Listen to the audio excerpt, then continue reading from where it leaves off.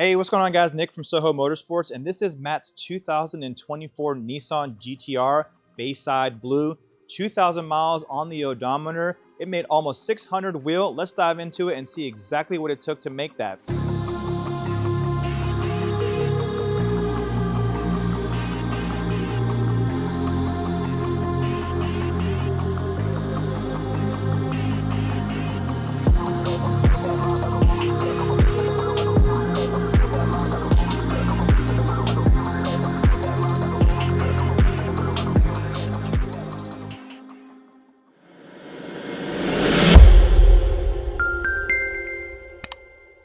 All right, so this is a 2024 Nissan GTR Bayside Blue. This color is immaculate in person. Client has a little over 2,000 miles on the odometer, barely drives a vehicle. He wants to keep this vehicle as a collectible because he also has an R34 Nissan GTR V-Spec that he'll be bringing by whenever he picks this one up. So I'm excited to see that one in person. It'll be one of the first ones that I've seen. It also is in white, so if you're aware of how I am, we all love our white Nissan Zs and our white Nissan GTRs. So let's talk about what we did to this particular vehicle on this go around. He brought it to us completely stock.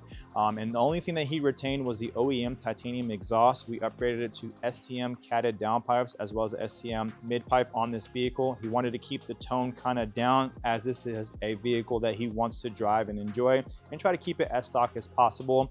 Boost Logic intakes, AMS intercooler upgrade. We did the 1050cc injectors on this vehicle and also upgraded the fuel pumps with the AEM fuel pumps. So he's got enough fuel to maximize this vehicle on the stock engine as far as full bolt-ons and pump gas. He wanted to stay with pump gas, wanted something that was conservative, so we didn't take it too far. Let's talk about exactly how much power this vehicle put down. So this vehicle typically, or most of the GTRs typically put it on around 525 wheel from the factory to give you an idea. That's completely stock as when it comes on our dyno.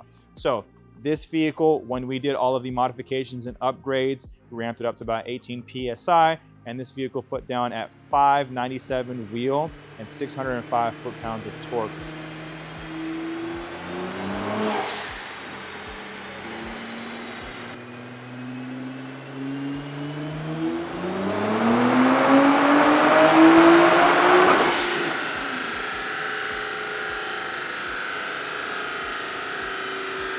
Which is great solid power for pump gas. You will notice that we do remove the front drive shaft on this vehicle to put it on the dyno that puts it into rear wheel drive mode. So if anybody says, hey, it's not a true all wheel drive, well, when you take off the front drive shaft, you can make it in rear wheel drive and still put down the power.